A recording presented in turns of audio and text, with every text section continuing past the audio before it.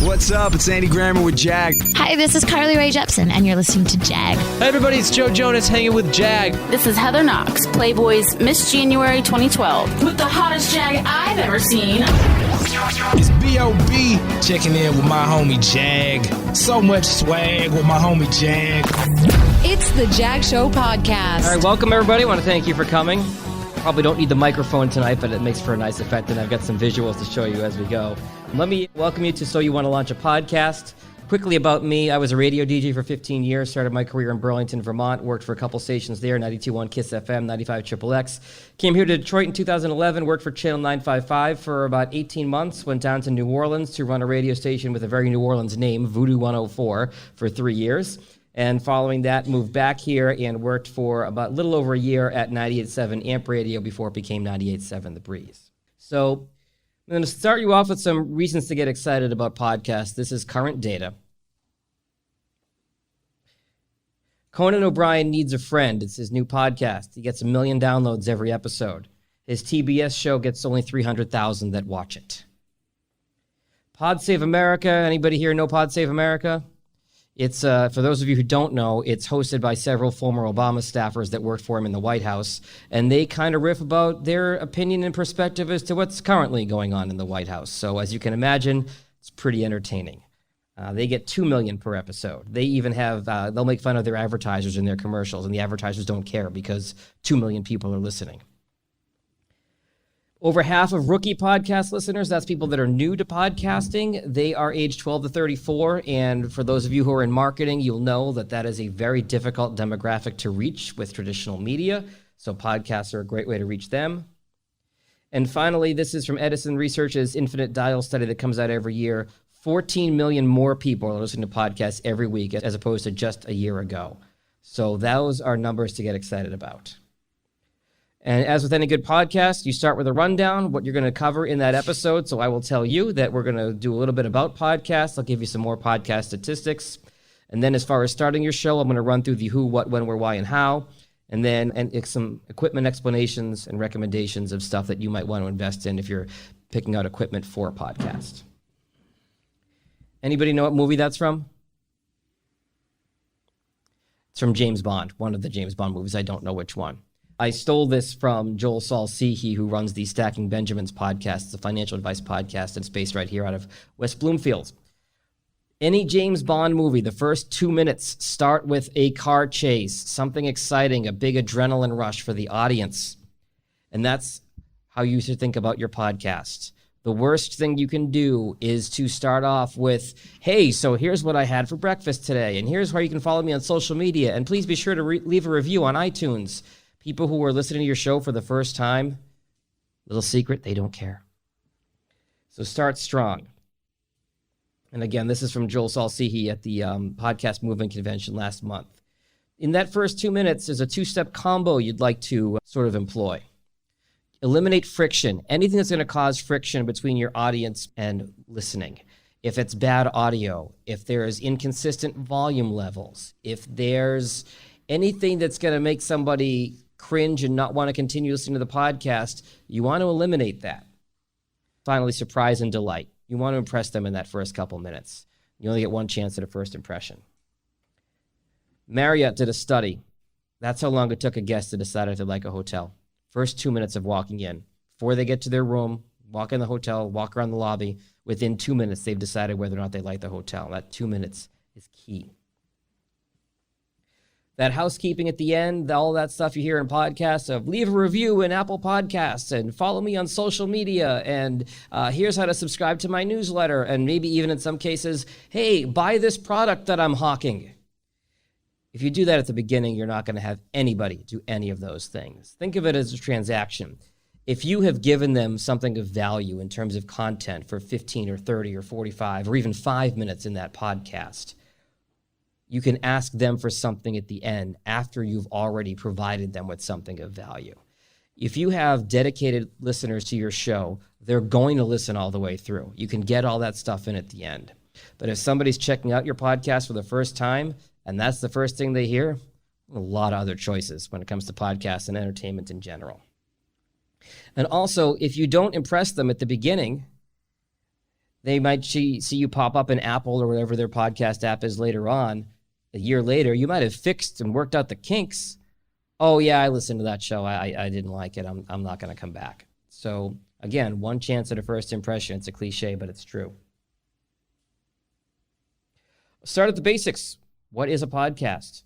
It is a portable piece of audio that can be streamed on demand or downloaded for later listening on any internet-connected device, computer, phone, tablet, you name it.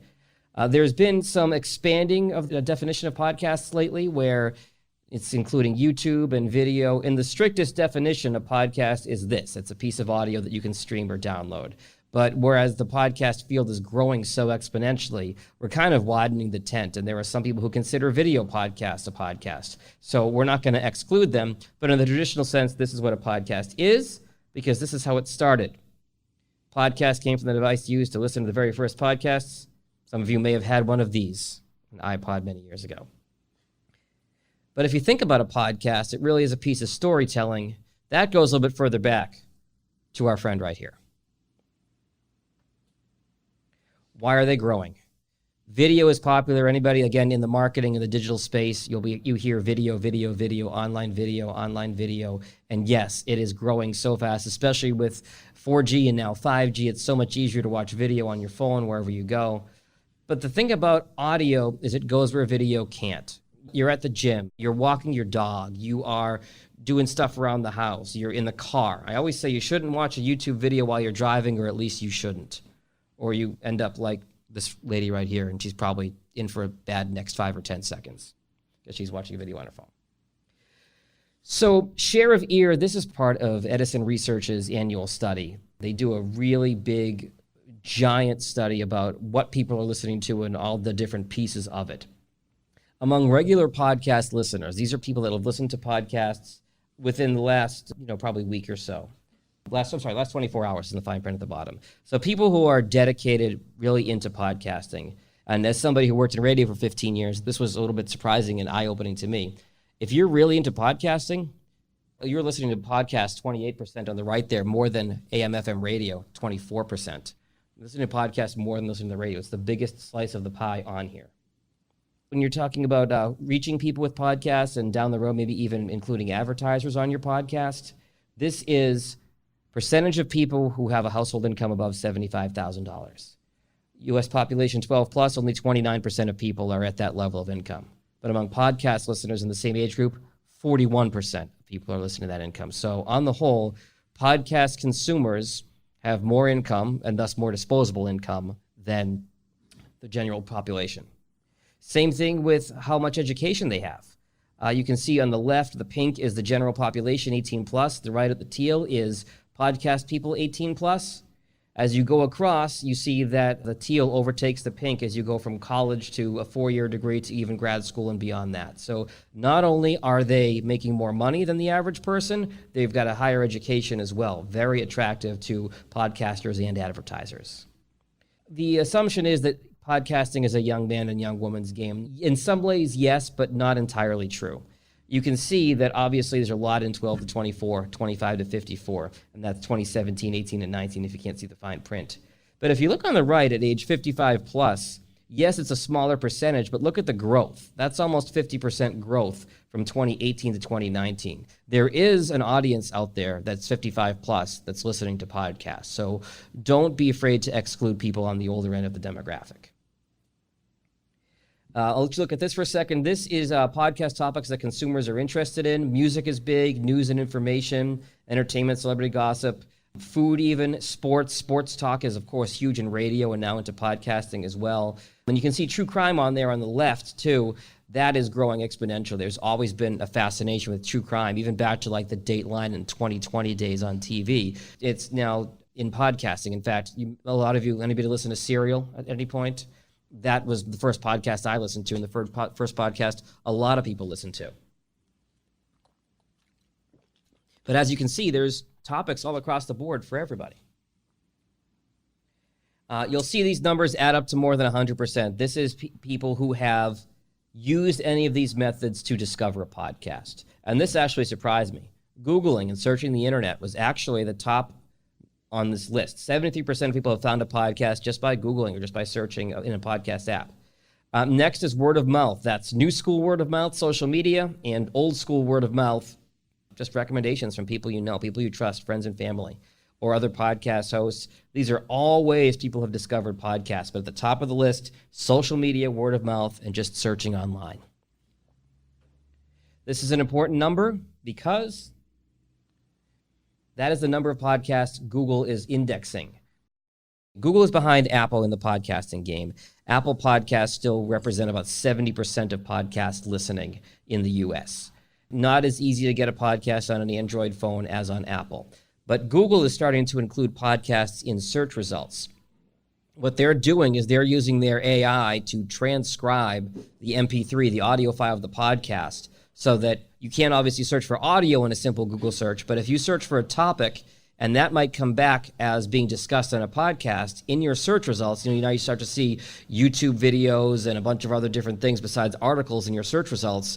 Google's in the process of rolling out to start showing podcasts as well. So that's going to be key, that people can find the topics you're talking about in your podcast with Google searches as the next year or two go on. Why do people listen to podcasts? Pretty straightforward here. Want to learn new things, be entertained. They want to stay up to date with stuff. And then on the bottom few, those actually surprised me a little bit too. Some people were looking for inspiration in podcasts or to escape. There's a lot of inspirational podcasts out there. There's a lot of podcasts of people helping other people, inspiring stories. So yeah, news, talk, sports, those are big, but the inspirational piece of it can be big as well. The top one on this list surprised me also. So what are people doing while they're listening to podcasts? Again, same thing, more than 100% total on here, but this is the amount of people who have participated in any of these activities. And tops on the list, they gave the podcast their undivided attention. They weren't doing anything else. In your podcast, you have a captive audience. Rest of it is stuff you might imagine, doing stuff around the house, driving, cooking, baking. I always listen in the morning when I'm walking my dog. Public transportation, places like New York where you may not get cell service in the subway that well, or download the podcast, listen to it on your way to work, on your commute. This goes back to something I mentioned a moment ago. We talk about in the digital world about cost per thousand and all these metrics and how many eyeballs you're getting your Facebook ad in front of and how many likes did you get on Instagram and all that. But if you think about it, you're making a lot more of a commitment to listen to a podcast than you are to like a cat video on Instagram. You are giving somebody a dedicated amount of your time. So while a podcast audience might not be as big as Facebook or Twitter or Instagram or YouTube, it's quality, not quantity. Those listeners are there and they are paying attention to what you're saying. So you may reach a smaller audience, but you're going to reach a more significant audience. And also, people tend to listen to the whole podcast or most of it. So you can see 52% of people listen to the entire show. 41% of people listen to most of it. Add that together, you've got 93% that listens to most of the show. And again, the study that it's free to download this study if you're interested in more slides on the data here. So it's called the Infinite Dial. You can Google that study. It's called the Infinite Dial. And part of that Infinite Dial study is this podcast consumer piece of it. Edison Research out of Boston puts it together. People tend to listen to podcasts quickly once they download them too. Almost half within a day of downloading it, and then another third within 2 days. So again, add those numbers together. You've got 78% of people are listening to a podcast they've downloaded within the first 48 hours of downloading. And sometimes it's about news and content, and that content's stale 3 days later. So if people are downloading your podcast, chances are they're listening to it pretty quickly after they download it. Again, how likely are you to consider a brand that was advertised on a podcast? 54% are either somewhat or much more likely to listen to a podcast. And this goes back to, I assume most of you grew up here, if not all of you. If you grew up listening to your favorite radio personality, whether it was Mojo in the Morning, Dave and Chuck, Drew and Mike, Paul W. Smith, the list goes on. If you heard a regular 30 or 60-second radio commercial, that's one thing. But when you hear Mojo or Drew and Mike or Dave and Chuck talking about some specific thing that they did or they believe in, it carries more weight, because if you think about listening to those guys on your way to school or on your way to work growing up, you feel like you have a relationship with them because they're with you in the car. That is the intimacy of audio, and that's really the power of a podcast in terms of connecting with your audience. And then if you're able to sell advertising, great, because your word is going to carry a lot more weight than just some pre-recorded ad or go buy this, go buy that. Enough with the stats. I'm going to kind of cover now the nitty-gritty here of who, what, when, where, why, how. As any good journalist will ask, those are the 6 questions, the 5 W's and the H. This is the most important. Why are you doing the podcast? For some people, it's a vanity project. Like my friends told me I'm funny. I should have my own podcast. If you want to do that, great. I'm not here to judge you that much if you want to do it that way. Are you going to use it as a marketing tool for your business? Is it going to be one more channel for you to promote your business? Is it going to be a resource for a group? And the most important one on the bottom there, if you are not passionate about what you're talking about, people will see through that in the blink of an eye. If you are not into the subject you're covering, people have a very good BS detector, and they're not going to stick around, and the content's not going to be compelling. I'll give you 3 examples of shows that I've worked on that fit into some of these categories. Spiro Avenue is a sports guy, Justin Spiro, who does the show out of his house. He's got very strong opinions about sports. He has different columnists come in and talk to them, and he's not really trying to monetize it. He's not trying to do anything huge with it, but he just wants to do a podcast. He enjoys doing the podcast, so that's fine. So when he wants to do a podcast, he calls me up. I go up to his house, and we record the podcast together. The middle one is Marrow Masters. That is through the National Bone Marrow Transplant Link, which is a resource for those who have had a bone marrow transplant. And unfortunately, if you get a bone marrow transplant, there's a disease called graft versus host disease, which is when your body sometimes rejects some of the cells from the bone marrow transplant. There's acute, there's chronic. It can be very painful, have a lot of side effects. So I worked with the National Bone Marrow Transplant Link to create a 6-episode podcast season that's going to be a resource for patients who are dealing with this disease after transplant. We did 1 episode with a doctor, 1 episode with a nurse, 1 episode with a therapist, 1 episode with a surviving patient, and 1 episode with a researcher. So we got all the different perspectives on it, and people learn a lot about different treatments and things that are effective in dealing with this disease. And finally, on the bottom, the Detroit City of Design podcast, that is through the College for Creative Studies, Design Core Detroit. Olga Stella. She wanted to do something in conjunction with Detroit being designated a UNESCO City of Design. That happened a few years ago. Detroit's the only U.S. city, by the way, to be designated a UNESCO City of Design. It's a very high honor. And September is Detroit Month of Design. So she wanted to do a podcast about inclusive design. And what inclusive design is, there's this idea around design and architecture that it's this very exclusive, elitist club. And inclusive design takes different perspectives and opinions from the entire community, gives them a hand in the role in designing things. In 10 episodes, she talked to 12 people that either are from Detroit or have some connection to Detroit about design. She put that in the College for Creative Studies and Design Core Detroit social media, newsletters, drove listeners that way, and then people who found the podcast have gone back and found their resources that way and sort of completed that circle of using different marketing avenues to promote each other. Obviously, this is important. Where are you going to do it? You can do it in a professional studio if you have the means to do that or access to a studio. I know the guys at Podcast Detroit rent out studio time. They've got pretty good equipment there. Those are good guys. You're going to do it in your home or in your office. And things to think about if you're going to do that are you generally don't want a lot of flat surfaces and hard floors. Stephanie will laugh back there because she and I did a mic test in this room, and it wasn't a good room for a podcast because you look around the room, it's all flat surfaces. And if I speak up very loudly, you'll hear the echo bouncing off the walls. Another thing you can do is if you're in a particular industry that's got events and seminars and conventions, maybe you're going to a convention, you want to talk to people in your field there, and you can bring a portable recorder with you with a couple microphones and do that, and I'll get into equipment later on. So where are you going to record it, and where do you want people to find it? You can embed the podcast on your website. You can tell somebody, just go to my website and click play, listen to the show. You can have it downloadable from your website. You can just download an MP3. You want it obviously on your social media to promote that. And then, of course, the big podcast apps. As I said, in the U.S., Apple is 70% of all podcast listening. Spotify is making a big run at them. Spotify has invested over $500 million in 2019 into buying up other podcast companies along different stages of the creation train. And if you have Spotify and use that app to listen to music, you'll notice that podcasting is showing a lot more front and center when you're looking in the app. They are making a big push into podcasting. So Apple, Spotify, and Google are the 3 places that you really want to be more than anything. Because if you have an Android phone, you're not going to be listening on Apple Podcasts. You might not be listening on Spotify, but Google Podcast is still working out some kinks, but they're there. And also Google, if Google has your podcast, they may index it and show you in search results. Other ones I use, I have clients get on Stitcher and TuneIn. Those are a couple percentage points, if maybe 1% of podcast listening, but it doesn't cost anything to submit your podcast to them, so you may as well. iHeartRadio, full disclosure, that's where I worked for a couple different times. First as Clear Channel, then as iHeartRadio. They're making a big push into the podcasting game too. They are the largest radio owner in the United States.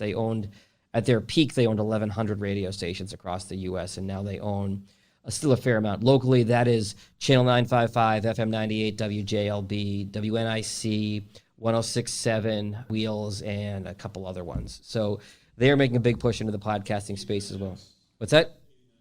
They're not Clear Channel. No, they're iHeartRadio. See, there's a good point, because there's the app and there's the company. They're not owned by iHeartRadio, but the iHeartRadio app also streams radio stations from other companies that they have a partnership with. So that's an important point of differentiation. I'm glad you said that. iHeartRadio is a little bit finicky in approving podcasts. You submit to them. Sometimes they take a lot longer, but a lot of times I'll submit anyway because, again, why not? Go where your audience is. This is Justin's basement studio, one of the great man caves I've ever been in. As you can see, he is a Michigan State grad, and a lot of memorabilia on the walls, a lot of green and white lighting in the room. You can see right in the foreground there is where I sit as his producer. He's got a mixer there with all the mics plugged into it. He's got some really nice microphones, nice headphones, a nice table and setup, a little bit of soundproofing on the walls. You can see that perforated white along the walls.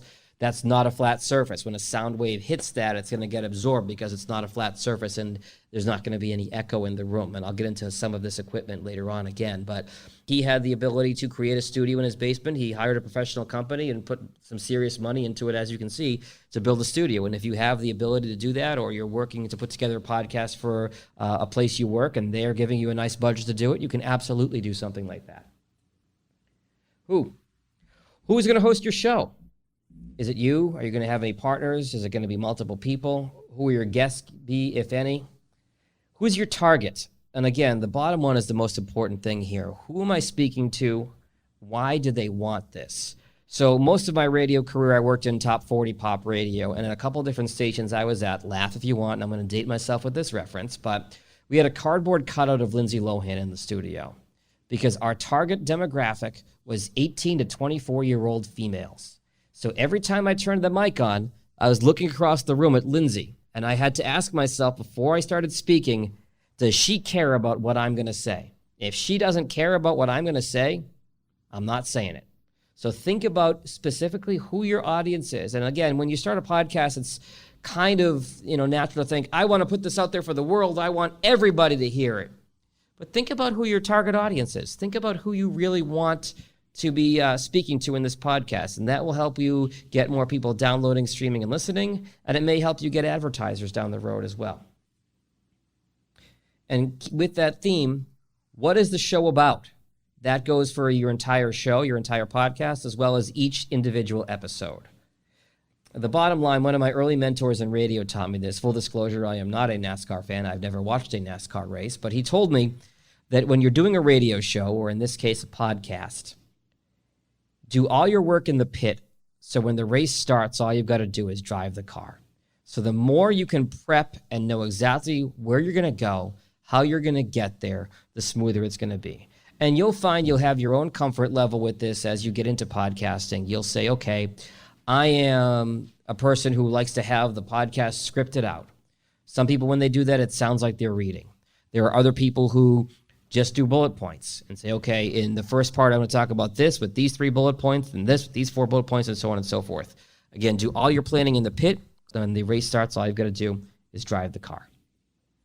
This is important too. When are you going to record?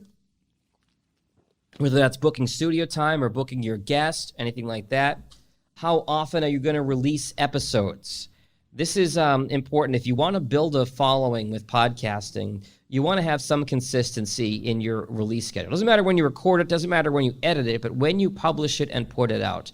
Anybody here listen to The Daily from the New York Times?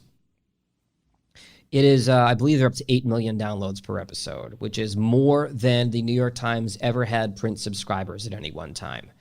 If you've never listened to The Daily, they do a phenomenal job. They jump really in depth on one big story of the day. For example, this morning they were talking about John Bolton and was he fired or did he resign? And they talked to one of their experts in D.C. about it.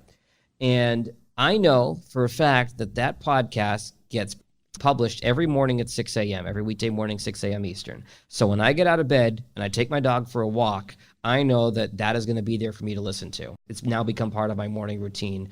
I literally don't miss an episode of The Daily because I think it's phenomenally done. There's a big mental hurdle in the middle here, which a lot of you may deal with as you're thinking about, depending on where you are in the creative process right now. When are you going to start it? Sometimes you need that little kick in the butt to get going. And it's easy to sit and plan,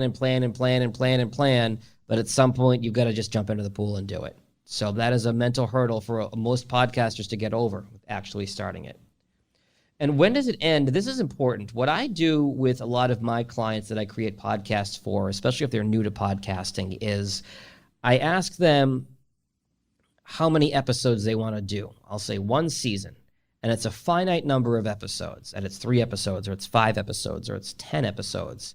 Because if you have this nebulous, I'm just going to do a podcast from now until eternity, it becomes a burden. It becomes one more item in your to-do list, pick up the kids from school, record the podcast, and you're going to lose passion for it. And that's what pod fading is. Pod fading is kind of a relatively new industry term. It's been around for a while, but we kind of figured out what it is. So there's 750,000 podcasts in Apple. Only about 25% of them are still creating new content. The rest of them are just sitting there dormant. They've pod faded. Generally happens after about 6 or 8 episodes. You've enjoyed doing it, and then you say, it's just not a priority right now. So what I do with my clients, and I would suggest you as you start a podcast, is to do 3 episodes, 5 episodes, 10 episodes. Put a limit on it. When you get to the end of that number, you say, okay, did I like this? Do I want to continue doing it? Is this not for me? Do I want to focus my attention on something else?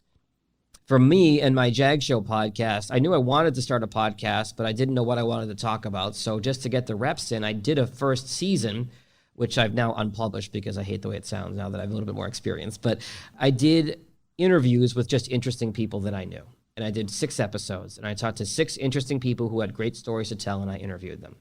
And then as my business has taken off over the last year, I thought, if my business is podcasting, I should probably do a podcast about podcasts, which kind of sounds like a Seinfeld episode. But what I do now is, and I haven't done it in a little while because I had other things and it fell to the bottom of the priority list, so I need to practice what I preach here.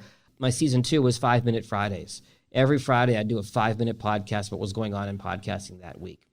There's a podcast newsletter called Pod News, done by a guy out of Australia named James Cridland. He talks about what's going on in the podcasting industry. That comes out daily, and it is 2 to 3 minutes. He'll record it in his hotel room at whatever podcast convention he's at. 2 to 3 minutes, boom, and he's done. And he basically talks about every article that's in his daily newsletter that day. So that's how to avoid pod fading, is put a finite number on the amount of podcasts you want to do. Otherwise, it's become a burden, and it's going to lose its appeal for you. It's just basic psychology. All right, so the how is obviously the most in-depth thing here, and there's 2 steps to getting your podcast online. The first thing you need, much like a website, is a host. My preferred host that I use with my clients is Simplecast for reasons I'll show you later, and in full disclosure, I am part of their referral program. I'm not going to get too techie here because, to be honest, I don't understand all the technical stuff here. But what your podcast host will do will store the audio on their website. And they will provide you with an RSS feed. And that's about as techie as I'm going to get. Essentially, what the RSS feed does is you connect it to all the podcast apps, Apple, Spotify, Google, all the ones I mentioned. They are periodically checking that feed. Every couple hours, they check that feed to see if there's new content. If there's new content in that feed, they pull it down into the app. Your user gets your latest episode on Spotify. So the first step is having a host. And this is the step that you pay for. It's anywhere from $5 up to $65, depending on the amount of audio you're storing and, more importantly, the amount of analytics you want. They can show you all kinds of things as far as, are people listening on iOS or Android? Where are they listening? How long are they listening before they tune out? What times and days of the week are they listening? So you get a really great amount of analytics that gives you insight into your audience as you go higher up into the plans. with these different platforms. They can also give you links and embed codes to put the podcast right on your website.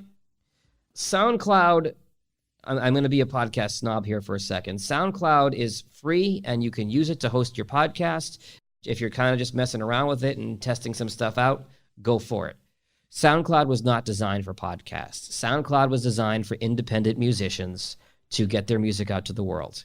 It was designed for when I was working at Channel 955, the 10 people that would come up to me at every single event that I did and tell me they were the next Eminem, or the next DJ Tiesto, or pick your flavor. It is more for musicians trying to get discovered than it is for podcasts. You can play around with it, but these other ones, there are many, but these are probably the three that I'm most familiar with. They are designed for podcasting to give you the tools to share your podcast, the analytics, and all that. So if you want to mess around on SoundCloud, that's fine if you want to not before you commit money to a host. But if you're getting serious about podcasting, I highly recommend something else. For example, this is Simplecast home screen. So here is the homepage of my podcast, the Jag Show Podcast. Quick bio on me. And what's cool about Simplecast, and I believe other apps may do this as well, I'm not as familiar with them. So you see the little black box there that says listen on Apple Podcasts. When I took that screenshot, I took it from my laptop, and it knew that I had iTunes on my laptop, and I was likely to listen on iTunes. If you were to access this website from your phone, if you're on an iPhone or any iOS device, that's going to show up as listen on Apple Podcasts. If you access this website from an Android phone, that's going to show up as listen on Google Podcasts. It's going to detect your operating system and which is your most likely podcast app to listen to. And then I can't mouse over this because this is a screenshot, but right here where it says listen and subscribe, if you click on that, that opens a box with all the other places that your podcast you've set up with, Spotify, TuneIn, iHeart, wherever you have that podcast. And then Simplecast, again, most of them do this. I'm partial to Simplecast. These are the sharing tools they're going to give you. So that first one that's highlighted in yellow, that is a link to copy. You can just paste that anywhere, social media. Web player embeds, you can embed, like I said, it on your website. Recast is really cool. Recast, and different companies and different websites call this different things, but Recast will take a clip of your podcast and turn it into a video. Simplecast, for example, will take 30, 60, or 90 seconds. You set it, so the beginning point and the end point for, it's like a promo, like this was a really interesting part of the podcast or the conversation. I want to use this to promote my podcast. And what it'll do, you can either give it an image or it'll use your default podcast artwork. It'll take the audio and it'll give it a little moving waveform at the bottom on this file. They'll make it an MP4 file, which is a movie file. So now it's not audio, it's video. You can post it on Instagram. You can post it on Facebook. Facebook's algorithm likes video very much, more than just audio. So now you've created a video out of your audio. Recast, there's a website called Audiograms. There's many different ways to do it, but it's a nice way to be able to share your content in a way that's going to show up in front of other eyeballs. And then Simplecast, for example, down here has platform-specific links that are formatted to each of these, Twitter, Facebook, and LinkedIn. You can share your podcast with that link on those social media platforms. And then you can even, if you want, you can send somebody a link to download the MP3 directly. So it gives you a lot of different options of how to share your podcast, send it out to the world. And I mentioned this earlier. These are the applications. There are many more than these. Pandora is getting into this podcast game a little bit too. They're starting to get into it a little bit. You pay for your host. You submit to your apps. Apple King, followed by Spotify. Google's improving.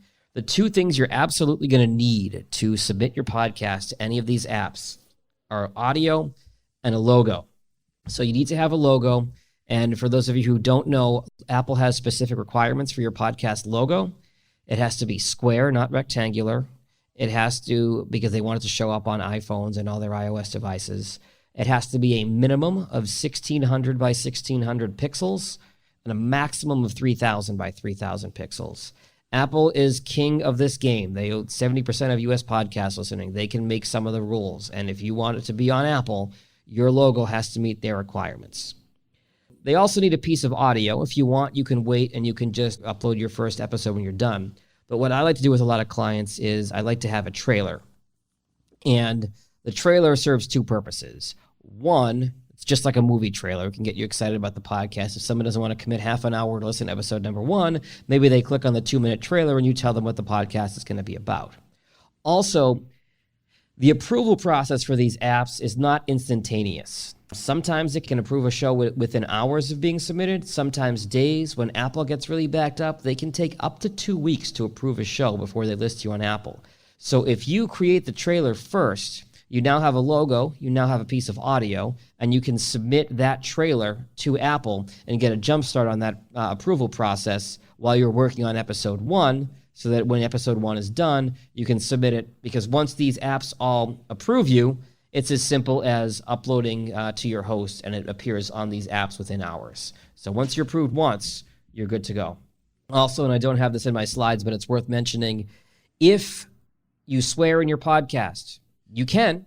There are some who do. For example, Pod Save America, they drop more F-bombs than I can count because, again, they're Obama staffers talking about Trump, so you can figure how that's going to go. So you have to mark the podcast as explicit, and your host, when you upload your show, will give you a checkbox to mark it as explicit. If you're in Apple Podcasts, you'll see a little E next to some podcasts. That means there's coarse language in there, and that can be language section. Yes, sir. So what if, like, there's just one vulgar word and it's part of a quote from somebody else? I will tell you why you have to mark it, and I'll let you make the judgment call based on this explanation, which is if somebody is listening to your podcast on Apple Podcasts or any of them really, and they hear an F-bomb that they weren't expecting. Well, just for example, it could be, okay, fine. And so with my radio background of this, I'm not going to say them in mixed company, but my radio background, to me, explicit means the 7 dirty words from George Carlin's famous routine from the 70s. So the 7 really raunchy, dirty, offensive words, which again, I'm not going to say because I just met all of you. But you can imagine what they are. Anything that's patently offensive. It could be sexual content too. It doesn't have to just be foul language or, really graphic violence. If it is not marked as explicit and somebody complains to Apple, I was listening to this podcast and I wasn't expecting this kind of content, Apple can yank you immediately, no questions asked. Apple can just pull you right down and you're gone. And again, that's 70% of US podcast listening. You've just lost access to 70% of the podcast audience.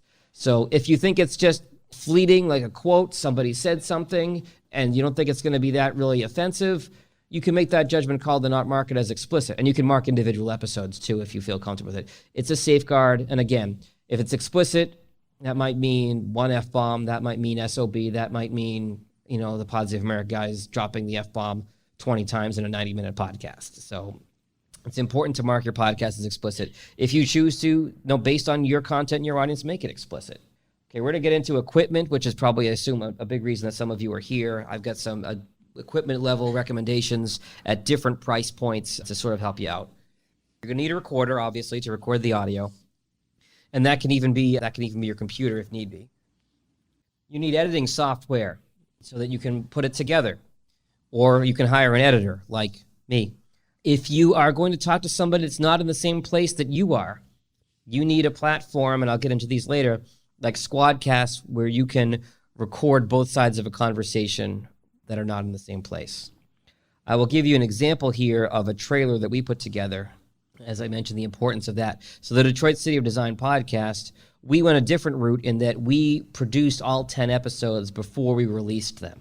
So when it came time to put together the trailer, much like a movie trailer, we were actually able to use clips of the interviews in the podcast. And this is how it came out. Design is all around us, but its power to improve our communities and our lives often goes unnoticed. We really were thinking about how when you insert equality or justice into divided communities, you can find love. My name is Olga Stella, Executive Director of Design Core Detroit.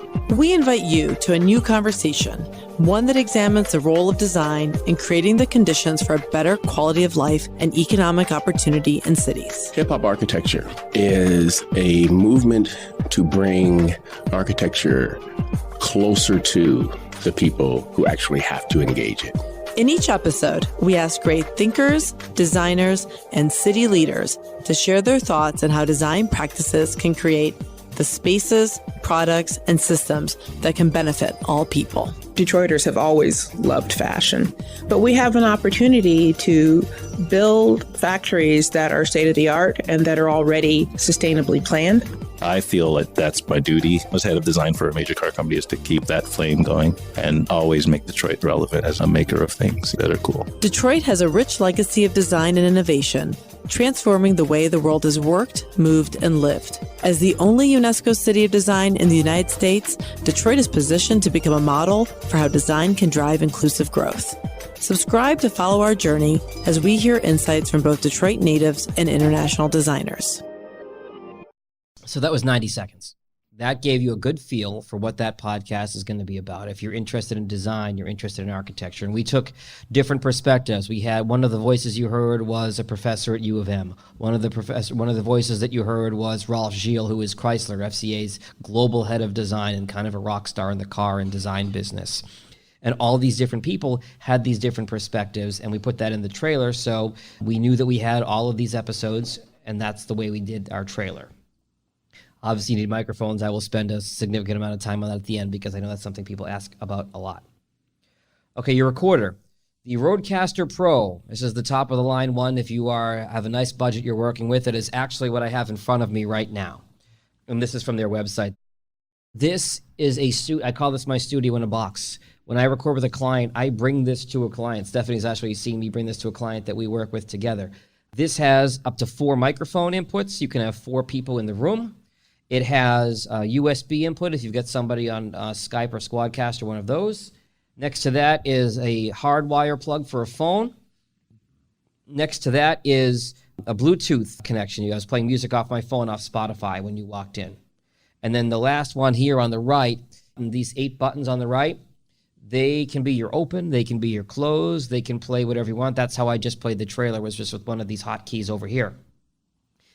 And in fact, when I was hosting a trivia podcast, I had a ding and a buzzer. So when somebody get a question right or somebody get a question wrong, you buzz them or you ding them. So this unit is incredibly versatile. It's got 4 headphone jacks in the back, so 4 people can adjust their own headphone volume if you're recording the show live.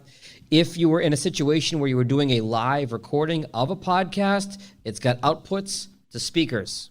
Obviously, it's a lot quieter in here than it would be if you were in an auditorium, but you can plug speakers into this thing and do a live show right out of the gate. So that's the top of the line thing. If you have the budget to create a podcast, it's pricey, but it is incredibly worth it. This is the best investment I ever made in my podcasting business. The next thing down the line are these Zoom mobile recorders. The H1N on the right is the low end. That's just got a built-in microphone, which is okay. The kind of standard one is in the middle there. The 2 in the middle, one's just the recorder, one's a full-on package. And this is a screenshot from Amazon. You can get all this on Amazon, a lot of them. The Zoom H4N, the bottom of that has 2 inputs, like here where I'm pointing my finger here with the microphone. You plug 2 microphones into it. You can have a conversation with 2 people. It goes anywhere. You can plug it into the wall. You can put batteries in it.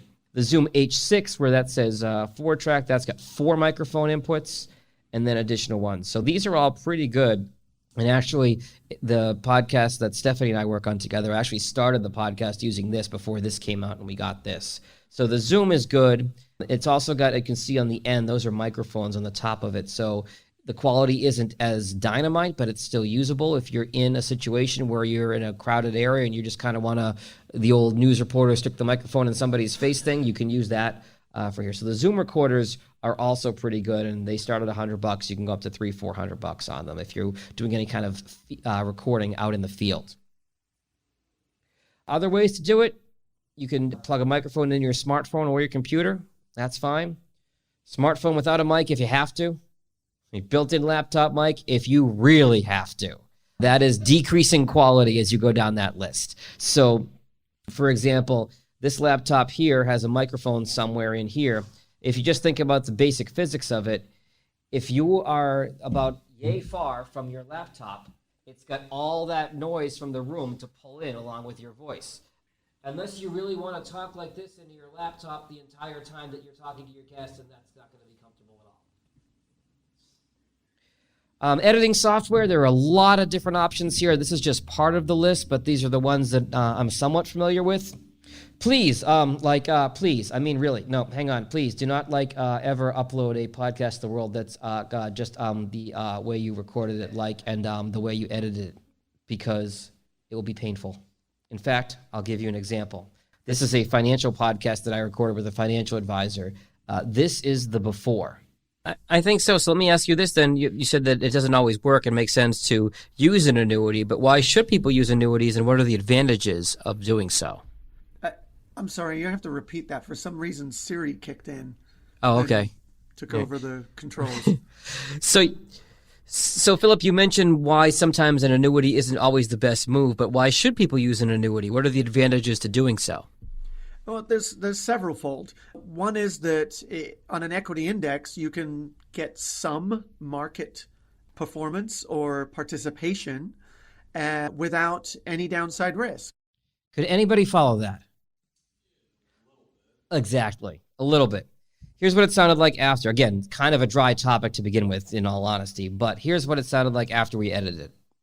So that first clip was 40 seconds. This one is 18. Philip, you mentioned why sometimes an annuity isn't always the best move, but why should people use an annuity? What are the advantages to doing so?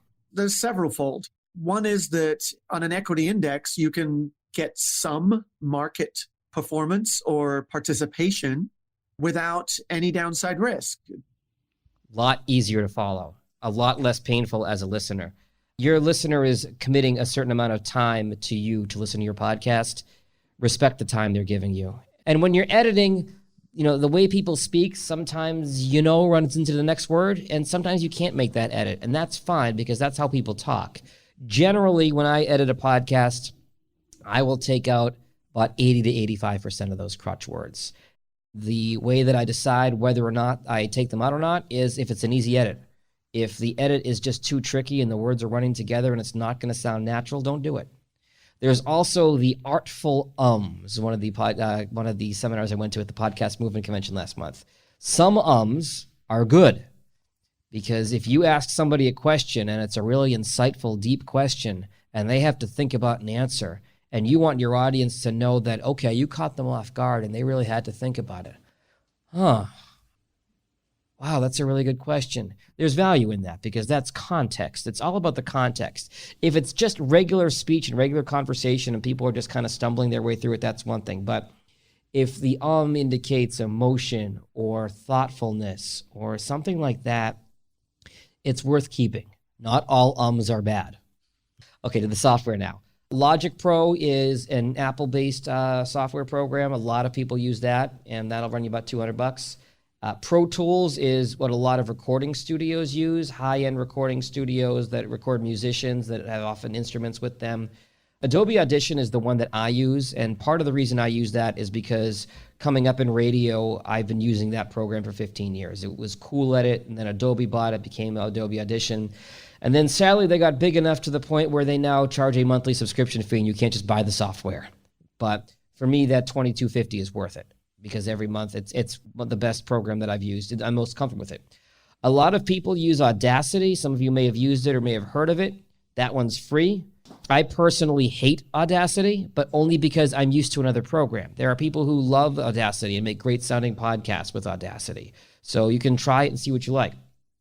Also, if you have a Mac or even an iPad, you can use GarageBand for free. You can edit on that, or hire an editor. And this is the best part. The line at the bottom is important. The best editing program is the one you know. In editing, and I won't get too technical here, I'm just going to show you a couple screenshots here. So this is one file. This is single track editing. That is one interview. You can cut, copy, paste just like you would in Microsoft Word. You can delete stuff out. You can move stuff around. You can filter stuff. You can EQ it, add more low end, more high, and do all the things you would do in an editing thing. But this is also known as destructive editing because in this file, when you do things to this file, that's how the file is. You can save versions as you go. You can use the undo function to a point, but what you do to this file is done on this file. So a lot of people do multi-track editing.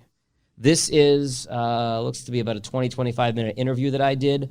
I am on top in the green. Yep, I'm on top in the green and my guest is below in the purple. And again, this is a really detailed edit that I did of an interview. And all those lines are edits that I've made in this interview, every single one of those lines.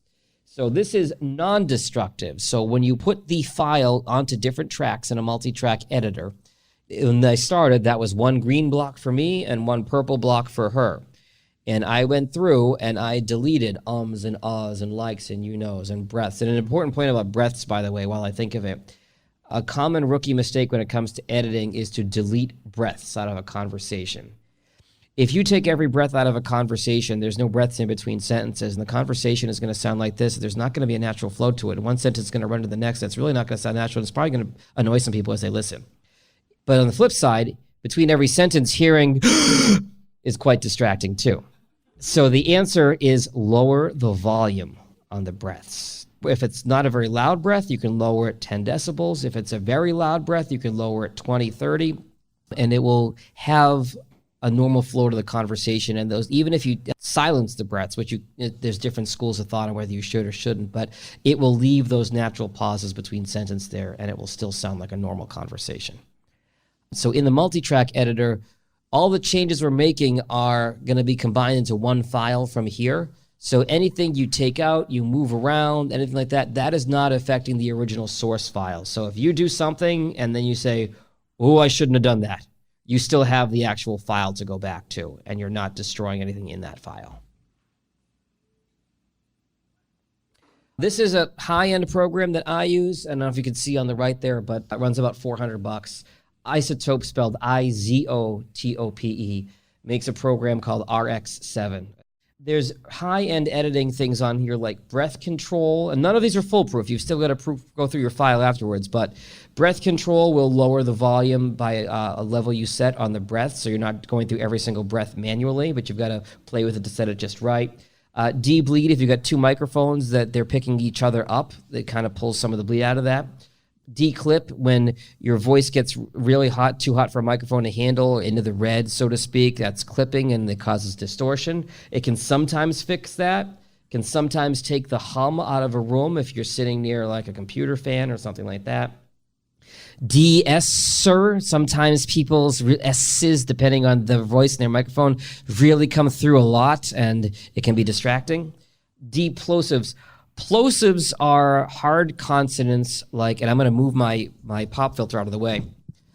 Plosives are P's and B's and T's and consonants that are so hard, there's a little puff of air that comes out of your mouth when you start a word with those letters.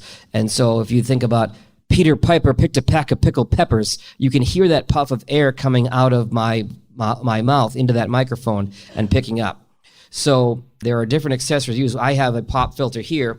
So now if I say Peter Piper picked a pack of pickled peppers, you don't hear that annoying puff of air with every P.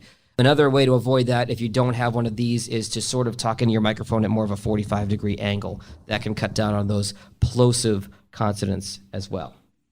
And this program can help remove some of those. De-reverb, if you're in a really echoey room, it can help. Again, none of these are foolproof. None of those will fix everything.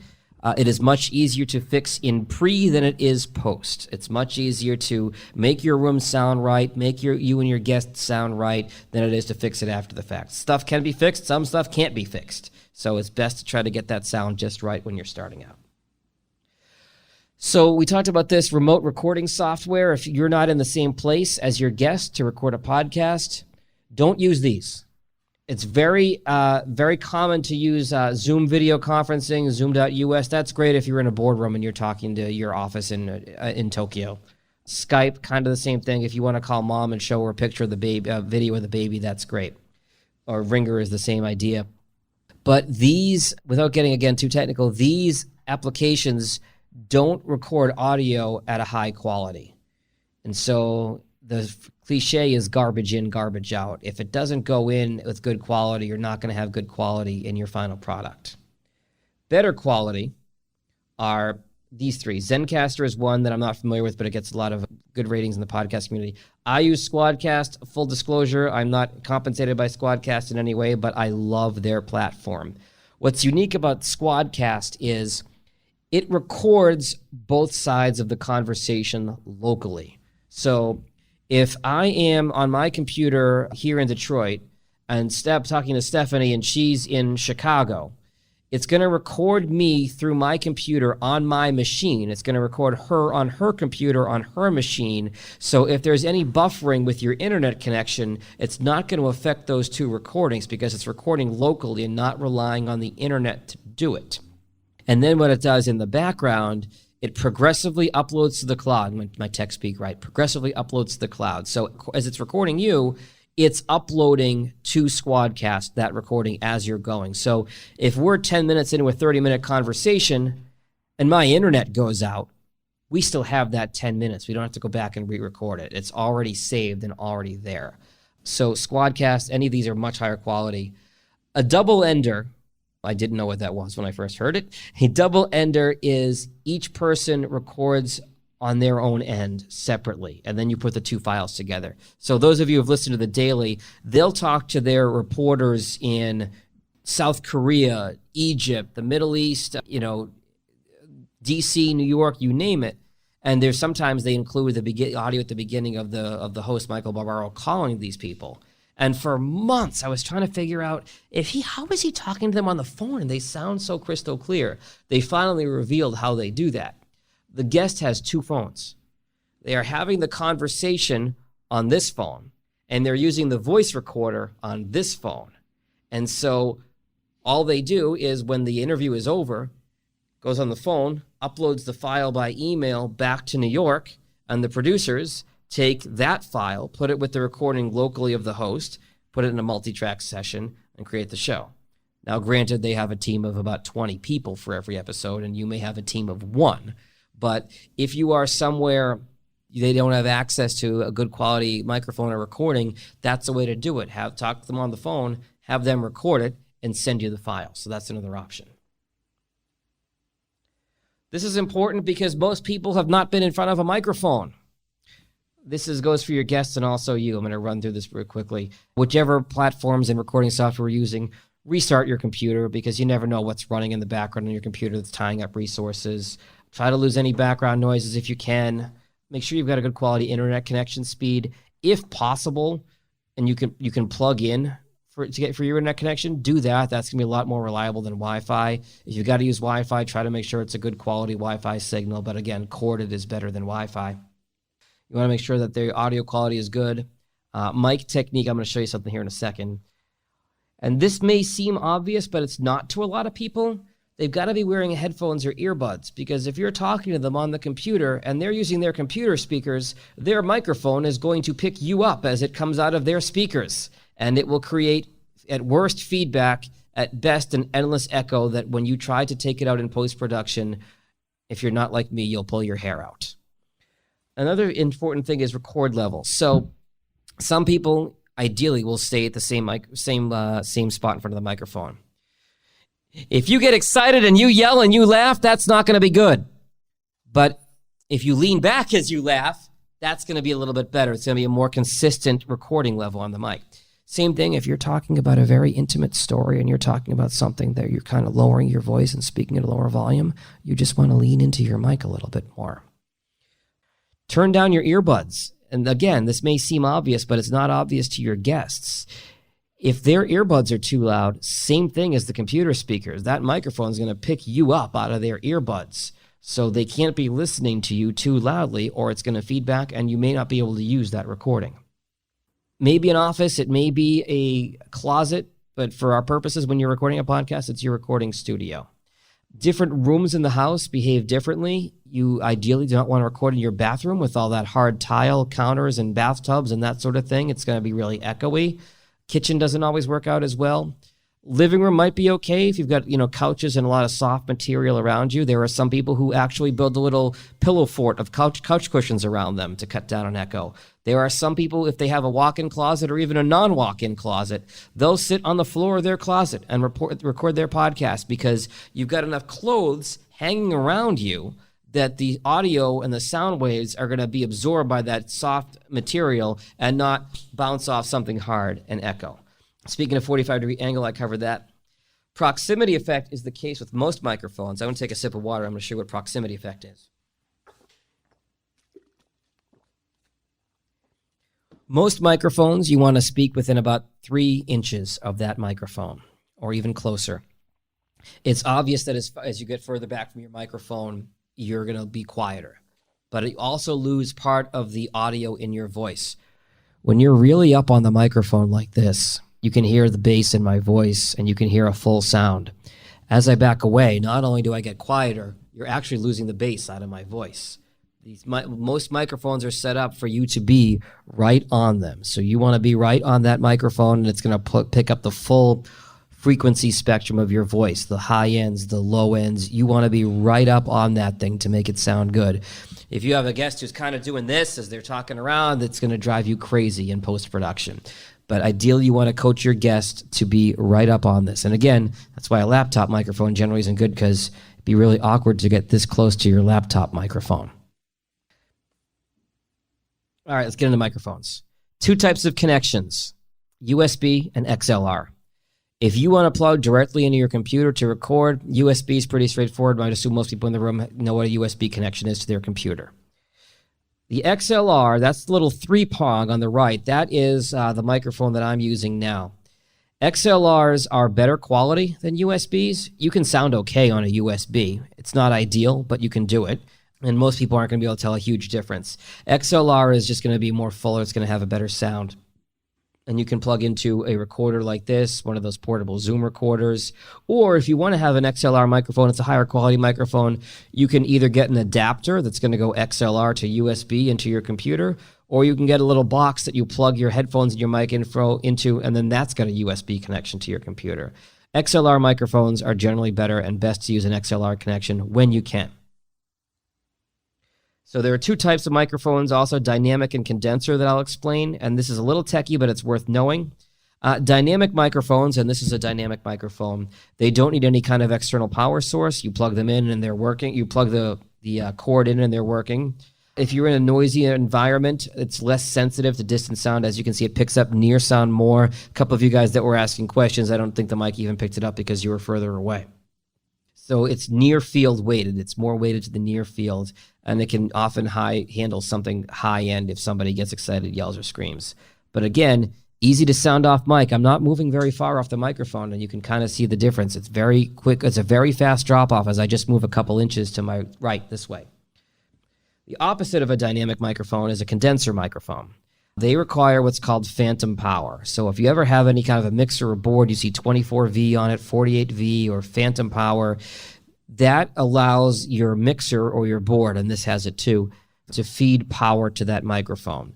With that phantom power isn't going to that microphone, the microphone's not on. But when you turn that power on, it's giving power to that microphone. It is pretty sensitive to stuff near and far, pretty crisp and articulate. Higher dynamic range, that means lower, quieter, low end, high end. And you can have an end address microphone is when you speak directly into the end of it. Side address is when you speak into the side of it. But again, these condenser microphones can be pretty powerful, and they can pick up stuff from across the room, echo, stuff you don't want if you bump it, as you're kind of recording in that. Microphone patterns are important, and I apologize, my line on that slide went to the next line. The first one is omnidirectional, also known as polar. That is a 360-degree field of vision. Doesn't matter which side of the microphone you're talking into, it's going to pick up all around it. The middle one is the cardioid. That is, I believe that one I'm using is cardioid. That is going to be one end is going to pick up stronger than the other. That's the end you're going to talk into, obviously. And the last one, bidirectional. That is, it picks up from both sides of the microphone. If you have one microphone for an interview with 2 people, you want to put that between you and try to be the same distance. The problem with bidirectional microphones is that if you have one person that's louder than the other, you only have one volume control. And you're either going to end up with a podcast where one person is louder than the other, or you're going to spend a lot of time in post-production figuring out which is each person and adjusting the volume accordingly. So a bidirectional microphone has some use, but if you're in a situation where you're on a tight budget and you can only get one microphone, you want to have 2 people, you can get one. It's not going to be the most ideal results. The Blue Yeti is very popular in the podcasting community. Incredibly overrated microphone. So you can get accessories for the microphones. Don't be scared by the prices on these. These are for really expensive mics. I just pulled this off a website. But windscreen, you can see right here, that is to cut down on breathing, or if you're in an environment that's got a lot of, if you're outside, it's windy, obviously. It's going to cut down on the amount of wind that your mic picks up. You can get these windscreens for a couple of bucks. They're really inexpensive. A pop filter is this screen I have right here. When I was a poor college student, I think we used pantyhose at one point instead of a pop filter, and it served the same effect. It cuts down on those annoying plosives that we talked about earlier. The shock mount, depending on your setup, it will prevent the mic from getting jostled around. And it doesn't matter. You can go into Guitar Center right now and you can buy a $3,000 microphone. If you don't know how to use it, it's not going to make you sound any better. The user is much more important than the microphone. I know people that sound better on $50 microphones than people on $3,000 microphones because they know how to use the microphone, and a lot of it is the stuff that we've been talking about. These are some different brands. If you have a nice budget to work with, the three here are ones that we use at radio stations. And again, there's stuff that comes with it. The Electro Voice, also known as EV, the bottom left, that is the the RE20, and they have as a cousin, the RE27, which are basically the same microphone. I know most radio stations I've worked at have had that microphone for the DJ in the studio. They're pricey. If you're able to spend that amount of money on it, great, because they're great microphones. They actually cut down on that proximity effect a little bit too. And then they just came out with the RE320, which is sort of a hybrid of the 20 and the 27. That's a little bit less expensive. The one on the right, I've seen some radio stations use this one too, the Shure SM7B. That's still going to run you about $500. These are great sounding microphones, but again, you've got to know how to use them.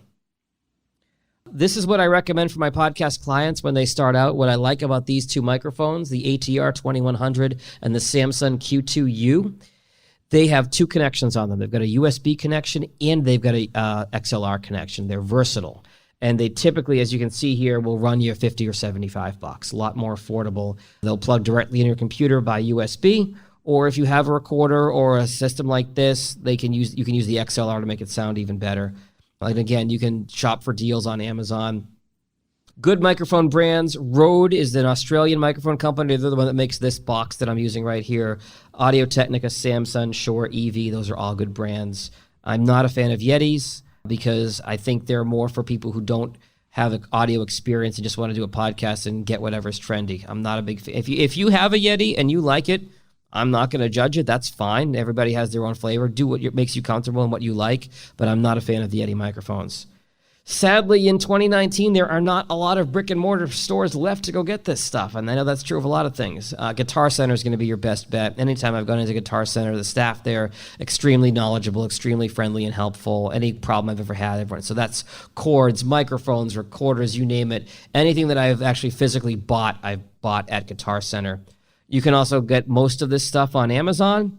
There are some specialty companies out there as well. Sweetwater is a few hours down the road in Fort Wayne, Indiana. They're great. They're where I got this Rode Procaster from. Pro Audio Star and B&H is an audio video warehouse out of New York. Those are all very reputable companies that you can get equipment from. Aretha said it best, RESPECT. And I mentioned this a little bit earlier. If someone's listening to your podcast, that is a time commitment. Whether your podcast is 5 minutes or 2 hours, they are still committing time to dedicate to listening to the content that you are providing. Please respect their time and don't waste it. You're only going to upset them. My two biggest reasons I will turn off a podcast. Number one is poor quality audio. If I can't understand you, forget it. Endless banter and tangents, and I'm sure you've all heard a podcast that starts out with, hey, so I had this great breakfast at this new little diner down the road. They got the best bacon and eggs. And, oh, by the way, leave a review for us and follow us on social. No, you're not going to connect anybody new that way. And unless it's somebody that, you have got a really long-standing relationship listening to, if there's a way to naturally work that into the conversation, great. But if you start doing that and all these tangents that aren't the content, what people are there for, they are going to leave. They're going to leave very quickly. They're going to leave in droves. You are not going to keep them. There are just too many options. Again, 750,000 podcasts on Apple, to say nothing of every other way we can be entertained on our phones while we're sitting in the doctor's waiting room for 2 hours. Inconsistent volume. This is another big thing. If you have hosts that are at different volumes, anybody driving around this afternoon in that downpour and that nasty rain? I was listening to a podcast. I was trying to listen to a podcast. And it took me forever to get the volume right to be able to hear it over the rain. And if anybody's listening in the car, even on a clear day, there's road noise, there's traffic, there's all that stuff. And the last thing you want to have somebody doing as they're fighting 100-mile-an-hour cars flying past them on 696 is messing with their volume knob in the middle of trying not to get killed driving down 696. You want to have everything in a consistent volume so that you're not turning it up and down depending whether the host or the guest is speaking. It will drive people crazy if they listen, or they'll just leave. And again, like I talked about the, like other stuff of that example that I played you a few minutes ago.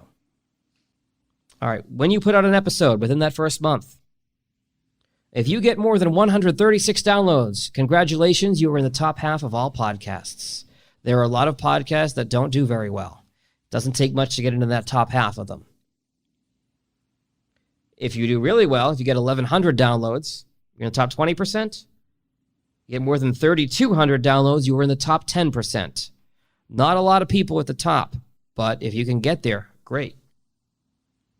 And again, don't get too hung up on download numbers. Don't refresh the screen every 5 minutes hoping you got another 10 listens.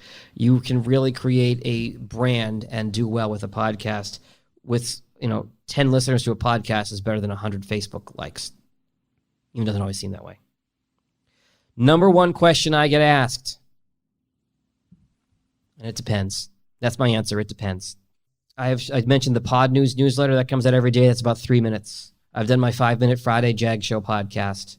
Full disclosure, I grew up in Boston. I'm a Boston sports fan. There was a 15-minute Boston sports podcast I used to listen to every morning until they discontinued it. The daily's about 25, 30 minutes. Pod Save America is 90 minutes twice a week. And in fact, I actually sometimes listen at 1.5 times speed because I don't have 90 minutes and I can get through it in 60. Longer the show is, the better your content needs to be. If you're going to give me a 90-minute podcast, you've got to have a lot more great content than a 15-minute podcast. Shorter is better. Stop when it feels right. I'll give you an example. The bone marrow transplant podcast that I was working on, we went downtown here to Carmanis. We interviewed a cancer doctor very at the forefront of his field. We were planning on a 30-minute interview. Our host went through her questions. He was extremely well-spoken. He gave great, insightful answers and got through all the questions. And she looked at me and she said, "How long was that?" And I said, 15 minutes. And she said, "Oh no, well, we were supposed to do 30. I said, "Doesn't matter. Stop." The last thing you want to do is stretch to hit some sort of artificial number. In radio, a TV show has to be 30 minutes. A radio show has to be 30 minutes or 20 minutes, 30 seconds, whatever, minus the commercials, whatever it is. If you say it out to do a 30-minute podcast and your podcast is 15 minutes, if your podcast is 22 minutes and 8 seconds, if your 30-minute podcast is 37 minutes and 12 seconds, it doesn't matter. It's okay. It's on-demand content. Think about Netflix. Netflix episodes are not 30 and 60 minutes. They could be an hour 12. They could be 47. When you're done telling the story, you're done telling the story. Don't worry about artificial time constraints. Gun to my head, 30 minutes is probably good. But again, you can do good stuff in 15 minutes too. Over half of Americans 12 and up have listened to a podcast. We've now crossed the threshold where more people have listened to a podcast than have not. I think that's an important threshold we've hit, and we hit that in the last year or so. And 7 out of 10 at least have heard of podcasting, have some familiarity with the idea. This is what I talked about earlier. Think about the morning show that you grew up listening to, the intimacy of audio. You really can feel a connection to your host, and you can create a real connection with your audience that video can't, that social media can't, and then you can use this to promote anything you have going on related to the podcast or the business. Put links in social media, have your social media link to the podcast, promote your social media at the end of the podcast. It sort of completes the circle where you can use all the different tools to complement each other. Have you heard of him?